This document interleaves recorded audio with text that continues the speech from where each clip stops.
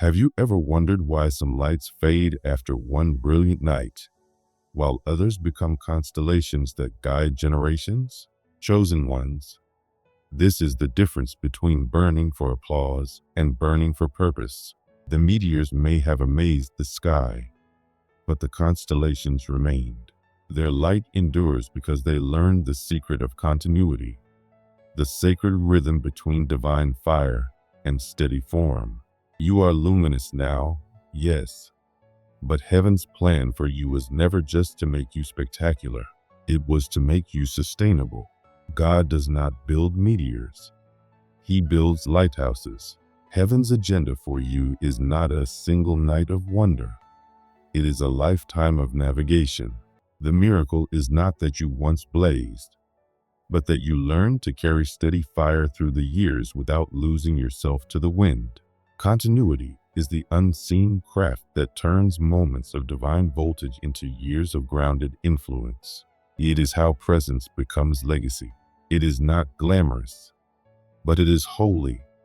The quiet art of staying faithful after the thrill is gone, of doing what's right when no one's watching, of letting consistency become your charisma.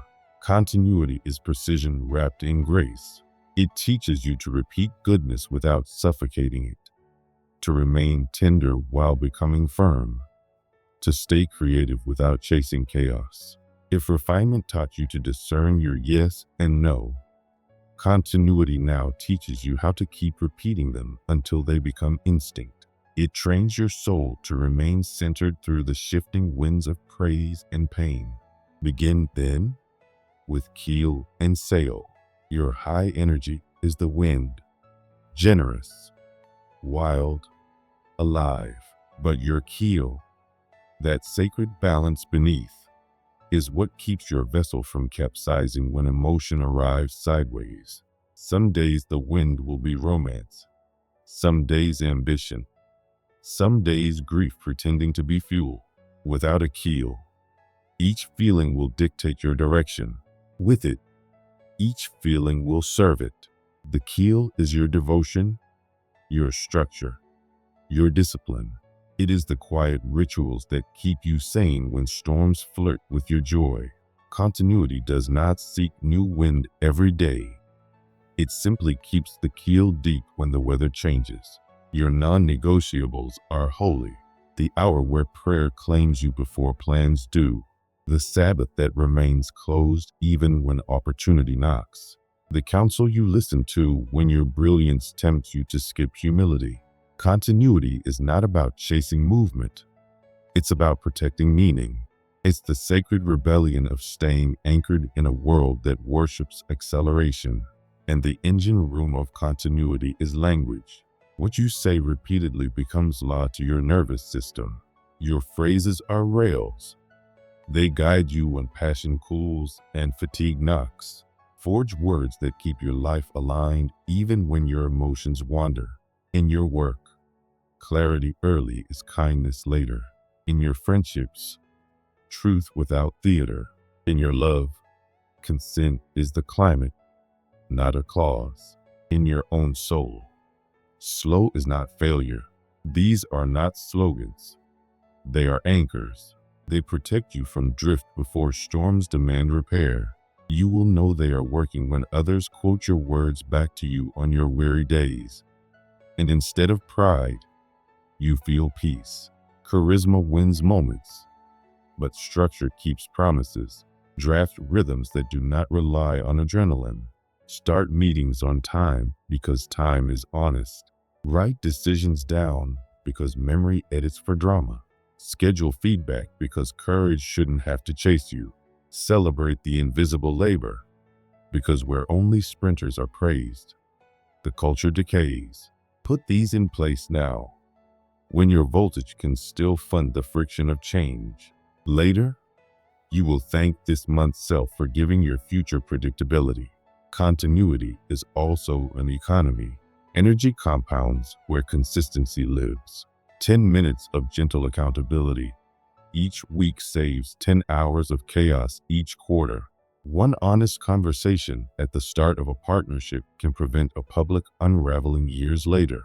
Teaching someone else what you know frees you from being the emergency contact for your own excellence.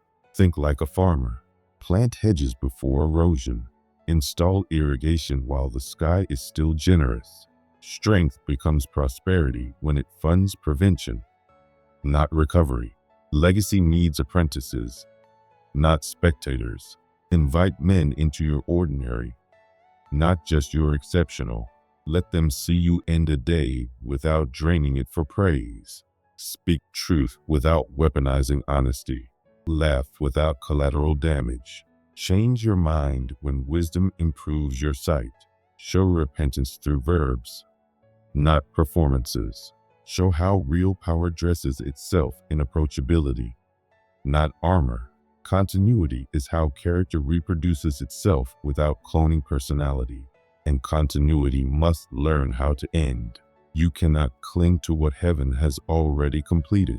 Some chapters deserve closure, not clinging. Some projects fit one season and then outgrow their usefulness. Some relationships expire gently after the lesson is mutual. Don't rummage through ashes for leftover warmth. Continuity is not hoarding. It's honoring accurate timelines. It knows what to release and when to stay. There will be days when devotion feels dull, when prayer feels like sitting in a cold room. Stay anyway. Continuity is not the absence of boredom. It's the refusal to bow to it. Your nervous system learns that faithfulness is a richer pleasure than novelty. One more page written, one more apology made, one more temptation resisted, not by shame, but by reorientation toward purpose. These links form an unbroken chain, and that chain becomes the ladder you climb while the world thinks you're standing still. Carry hospitality into your systems, so order never becomes tyranny. Leave a few minutes in each meeting for laughter to visit. Leave a day in your week for compassion to interrupt your plans. Leave room in your rules for mercy to adjust what justice missed. Rigid men break. Generous men bend and return to shape. Your uniqueness survives when it is both principled and porous. Firm where harm begins. Flexible where love expands. Covenant is your weatherproofing. You will keep vows when applause no longer pays rent.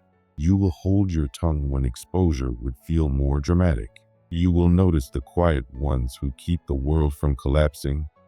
The receptionist who turns chaos into order, the teacher who deposits dignity into children, the elder who prays your name without posting it. Continuity honors its dependencies while it still has time to give thanks.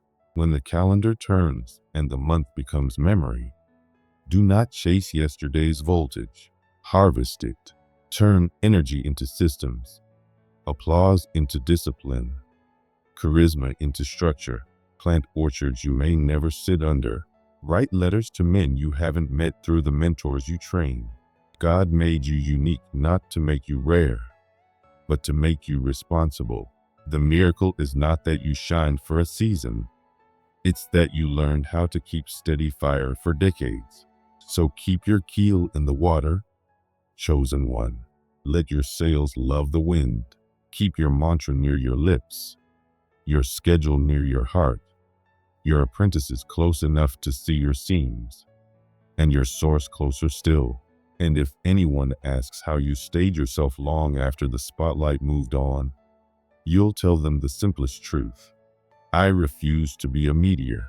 I became a constellation. But this next season is different. Visibility has become stewardship. You no longer wonder if people notice. You feel the air change when you enter the room. Your fire is no rumor. It warms the shy into speaking, slows the frantic into listening, and draws confession from lips that once hid in silence. This is holy, and it is dangerous. Holy, because heat heals. Dangerous, because heat without a hearth burns what it was meant to bless. Your task now is to tend a public fire that never outruns a private altar. The altar is the quiet place where truth arrives uncostumed, where you need no witness to be real. Before you check messages, before you narrate miracles, before you decide between doors, return to that altar. In that stillness, you learn which burdens are divine assignments and which are flattery asking for rent. You learn which invitations require your presence and which only need your blessing. You learn that the same voltage that electrifies a crowd can also dull your conscience if you never pause to translate it. The altar is where voltage becomes vocation and emotion becomes instruction. Without it, even a lighthouse forgets who keeps its bulb lit. Eyes will project stories onto your shine. Some will try to lease your peace. Some will aim their pain at your calm. Some will confuse admiration with entitlement. Answer them all with boundaries so sacred they feel like love. You are not an emergency room for wounds that refuse prevention. You are not a subscription service for other people's avoidance. Love does not require that you bleed endlessly to prove you care. You are found where you promised, for as long as you promised, in the spirit you promised. That consistency is how chosen ones teach the world to trust again. Your high energy remains, but now it is wholly current, not conquest, not control. You treat attraction as a teacher, not a master. Admiration is sunshine on the porch, not a key in the lock. Compliments are blessings, not contracts. Desire is honored, but never deputized. You let passion remain sacred by keeping it disciplined. This is how divine masculinity turns heat into hospitality. People who have only known men who spend energy like spectacle will now witness one who spends it like bread. When the crowd's noise tries to rewrite your rhythm, practice the sacrament of slowness. Slowness is not delay, it's proportion. You do not rush truth to make it trend. You do not fast forward intimacy to make it cinematic. You do not wear leadership like a costume. You walk at a human pace, and the room adjusts. Even your silence begins to speak sentences of integrity. Not for me, not like this, not at this speed. When people begin to believe in you, belief becomes weight as much as gift. They will borrow your courage. They will plan their risks around your schedule. They will time their hope to your heartbeat. Accept that reverently, but reject idolatry. Reverence returns power to those who gave it. It ends gatherings with steps people can walk without your shadow. Idolatry would make you necessary, but necessary men become brittle gods. You are not necessary. You are assigned. Assigned men can rest, hand off, step aside, and still be faithful. Not everyone will describe your steadiness accurately. Some will call it distance. Some will call your discipline pride. Some will mistake your reverence for fear. You will not argue. You will let fruit explain you. Fruit doesn't trend. It endures. A year from now, your kept vows will still be warm. The people you helped will still be walking upright. The teams you built will still be creating without you. Continuity proves itself through time, not talk. Power, chosen one, is not just what you hold, it's how you circulate it. God made you luminous to recalibrate the economy of energy wherever you stand. In your presence, drama loses its market value. Consent becomes currency again. Accuracy becomes precious. Rest becomes a wise investment. This is the divine economy, where your character changes cost structures. In this economy, truth is expensive, and you pay full price. Boundaries are not up for negotiation. Admiration is not a ticket to access. Tenderness is protected by structure, not personality.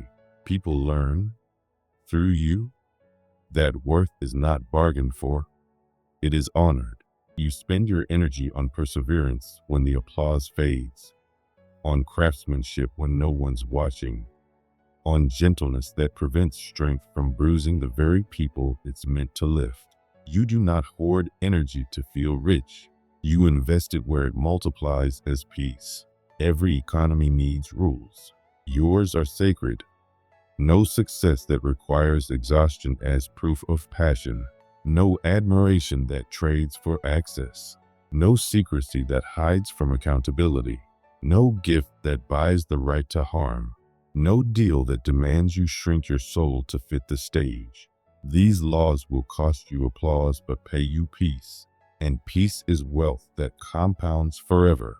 Power flows best through infrastructure, not impulse. So you formalize your goodness. You codify your honesty. You schedule truth so it never has to chase you. You design systems that protect the sacred even when you are tired. You require Sabbath even in harvest, because harvest without rest teaches everyone to gamble with their health and call it passion. Predictability is the new miracle in a world addicted to drama. And when you walk into rooms where your standard is not the norm, you don't arrive as a conqueror. You arrive as calibration. You bring balance without force. You don't dominate. You demonstrate. The fire in you now has shape. The wind still loves your sail, but your keel keeps you true. You have learned heaven's math. Meteors entertain for a moment. Constellations guide for lifetimes. And by grace, chosen one, you have become a constellation. At night, bring it all back to the altar. The triumphs, the temptations, the laughter, the losses. Lay them before the God who is neither impressed nor threatened by your brightness. Tell him the joke that kept you human. Tell him the thought that almost traded peace for approval. Tell him the moment you were brave and the moment you were merely careful. Then rest, not because the world is finished, but because you trust the one who keeps it spinning. Public fire is sustained by men who sleep. And if anyone ever asks how you manage to stay visible without becoming consumable, speak softly and smile. I kept a private altar burning brighter than any stage. Then wake again tomorrow, chosen one, and do it again. You arrive like an embassy, steady, calm, and fluent in peace. You don't force change. You embody it. You show that truth can be kind, that strength can be gentle, that correction can be holy without harm. Some understand you instantly. Others watch to see if your peace holds under pressure. Let them. When storms come, the loud houses fall. Yours stands.